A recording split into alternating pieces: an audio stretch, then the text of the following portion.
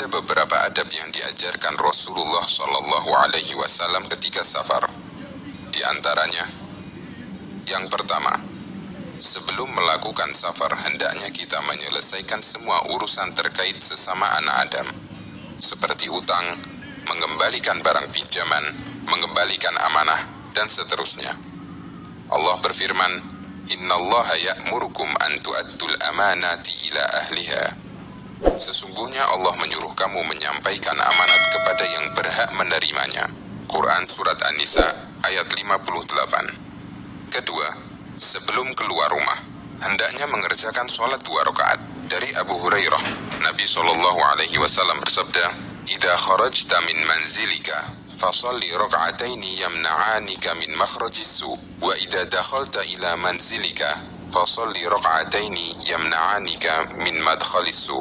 Jika engkau keluar dari rumahmu, maka lakukanlah sholat 2 rakaat, yang dengan ini akan menghalangimu dari kejelekan yang berada di luar rumah. Jika engkau memasuki rumahmu, maka lakukanlah sholat 2 rakaat yang akan menghalangimu dari kejelekan yang masuk ke dalam rumah. Hadis riwayat Al-Bazzar dan disahihkan oleh Al-Albani. Ketiga, dianjurkan untuk pamitan atau menitip pesan bagi para musafir maupun orang yang ditinggal. Abu Hurairah radhiyallahu anhu menceritakan, ada seseorang yang mendatangi Nabi SAW dan mengatakan, Ya Rasulullah, saya hendak safar, mohon nasihatilah saya. Beliau bersabda, Alaika bitaqwallah wa takbiri ala kulli syarafin. Bertakwalah kepada Allah dan bertakbirlah setiap melewati jalan yang menanjak. Ketika orang ini pergi, beliau berdoa, Allahumma tuwilahul ardo wa hawin alaihi safara. Ya Allah, pendekkanlah jarak bumi untuknya dan mudahkanlah perjalanan safarnya. Hadis riwayat Ahmad, Turmudi, dan dihasankan Syuaib Al-Arnaud. Di antara pesan yang disampaikan Rasulullah SAW bagi orang yang hendak safar, Astauti'ullaha dinaka wa amanataka wa khawatima amalika. Aku titipkan kepada Allah agamamu, amanahmu, dan ujung akhir amalmu. Hadis riwayat Ahmad, Abu Dawud, dan disahihkan oleh Syuaib Al-Arnaud. Kemudian orang yang hendak safar mengatakan kepada orang yang ditinggal, Astauti'ukallaha alladhi la tadhi'u wada'i'uhu. Aku titipkan Anda kepada Allah, Dia tidak akan menyia-nyiakan titipan itu. Hadis riwayat Ibnu Majah dan disahihkan oleh Al-Albani. Keempat, lakukanlah safar bersama rombongan dan tidak sendirian. Dari Ibnu Umar radhiyallahu anhu, Rasulullah SAW bersabda, Lau ya'lamun nasu ma fil wahdati ma a'lamu ma sara rakibun bil laili wahdah. Seandainya manusia mengetahui apa-apa yang ada pada safar sendirian, sebagaimana yang aku ketahui, maka seorang musafir tidak akan melakukan safar pada malam hari sendirian. Hadis riwayat Al-Bukhari.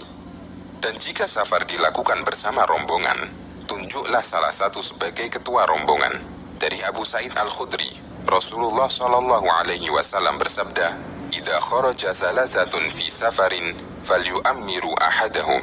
Apabila 3 orang akan berangkat safar, hendaklah mereka memilih salah seorang sebagai ketua rombongan. Hadis riwayat Abu Dawud dan disahihkan oleh Al-Albani. Kelima, jika tidak mendesak, dianjurkan memulai berangkat safar di hari Kamis. Ka'ab bin Malik radhiyallahu anhu menceritakan, Aqallu ma kana Rasulullah sallallahu alaihi wasallam yakhruju idza arada safaran illa yaumal khamis. Jarang sekali Rasulullah sallallahu alaihi wasallam mulai melakukan safar di selain hari Kamis. Hadis riwayat Ahmad, Ad-Darimi, dan disahihkan oleh Syuaib Al-Arnaud. Keenam, hindari musik atau membawa anjing ketika safar, karena malaikat tidak akan menyertainya. Dari Abu Hurairah radhiyallahu anhu, Rasulullah sallallahu alaihi wasallam bersabda, La tashabul malaikatu rufqatan fiha kalbun wala jarasun. Sesungguhnya malaikat tidak akan menyertai rombongan yang di dalamnya ada anjing atau lonceng. Hadis riwayat Muslim, Abu Dawud, dan yang lainnya. Ketujuh, disunnahkan bagi musafir untuk berjalan pada malam hari. Dari Anas bin Malik radhiyallahu anhu, Rasulullah sallallahu alaihi wasallam bersabda, Alaikum bil tuljati, fa innal arda tutwa bil lail. Hendaklah kalian melakukan perjalanan pada malam hari tatkala safar, karena bumi ketika itu dilipat atau dipendekkan pada malam hari. Hadis riwayat Abu Dawud dan disahihkan oleh Al-Albani. Kedelapan, memperbanyak doa ketika safar, karena doa musafir itu mustajab. Dari Anas bin Malik radhiyallahu anhu, Rasulullah sallallahu alaihi wasallam bersabda, "Thalathu da'watin la turad, da'watul walidi, wa da'watul shaimi, wa da'watul musafir." 3 doa yang tidak akan ditolak: doa orang tua untuk anaknya, doa orang yang sedang berpuasa, dan doa orang yang sedang safar. Hadis riwayat Al-Baihaqi dan disahihkan oleh Al-Albani. Kesembilan, selama safar dianjurkan untuk mengqashar sholat dan meninggalkan semua sholat rawatib selain qabliyah subuh. Ibnu Umar menceritakan, "Inni sahibtu Rasulullah sallallahu alaihi wasallam fi safar, falam yazid ala rak'ataini hatta qabadahu Allah, wa sahibtu Abu Bakrin falam yazid ala rak'ataini hatta qabadahu Allah." Saya pernah menyertai Rasulullah sallallahu alaihi wasallam ketika safar. Beliau tidak sholat lebih dari 2 rakaat hingga Allah mewafatkan beliau. Saya pernah menyertai Abu Bakar ketika safar. Beliau tidak sholat lebih dari 2 rakaat hingga Allah mewafatkan beliau. Hadis riwayat Muslim. Ke-10, beberapa doa ketika safar. Yang pertama, doa ketika naik kendaraan. Bismillah, alhamdulillah, subhanalladzi sakhkhara lana hadza wa ma kunna lahu muqrinin, wa inna ila rabbina lamunqalibun. Alhamdulillah, alhamdulillah, alhamdulillah. Allahu akbar, Allahu akbar, Allahu akbar. Subhanaka inni qad zalamtu nafsi faghfirli, fa innahu la yaghfiru dzunuba illa ant. Maha suci Engkau, sesungguhnya aku telah menzalimi diriku sendiri, maka ampunilah aku, karena tidak ada yang mengampuni dosa-dosa selain Engkau. Bacaan di atas disebutkan dalam hadis riwayat Ahmad, Abu Dawud, Turmudi, dan disahihkan oleh Syu'aib al-Arnaud. Yang kedua, doa ketika mulai perjalanan. Allahumma inna nas'aluka fi safarina hadal birra wat taqwa, wa minal amali ma tarda. Allahumma hawwin alaina safarana hada, wa twi anna bu'dahu. Allahumma anta as-sahibu fi safar, wal khalifatu fil ahl. Allahumma inni a'udzu bika min wa'sa'i safar, wa ka'abatil manzar, wa su'il munqalabi fil mali wal ahl. Ya Allah, sesungguhnya kami memohon kepadamu kebaikan, ketakwaan, dan amal yang Engkau ridhoi dalam safar ini. Ya Allah, ringankanlah atas kami safar ini, pendekkan perjalanan jauh kami. Ya Allah, Engkaulah teman safar kami, dan pengganti kami dalam mengurus keluarga yang kami tinggal. Ya Allah, sesungguhnya aku berlindung kepadamu dari kesulitan safar, perubahan hati ketika melihat sesuatu, dan dari kejelekan di saat kami kembali mengurus harta, keluarga, dan anak kami. Doa ini berdasarkan hadis riwayat Muslim dari Ibnu Umar radhiyallahu anhu. Yang ketiga, bacaan ketika kendaraan melintasi tanjakan dan jalan menurun. Dianjurkan membaca takbir setiap melintasi tanjakan dan membaca tasbih setiap melintasi jalan menurun. Jabir bin Abdillah mengatakan, "Kunna idza sha'idna kabbarna wa idza nazalna sabbahna." Dulu, apabila kami berjalan naik, kami bertakbir, dan apabila turun, kami bertasbih. Hadis riwayat Bukhari.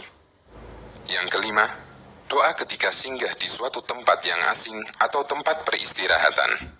A'udzu bikalimatillahi tammati min syarri ma khalaq. Aku berlindung dengan kalimat Allah yang sempurna dari kejahatan apa-apa yang telah Dia ciptakan.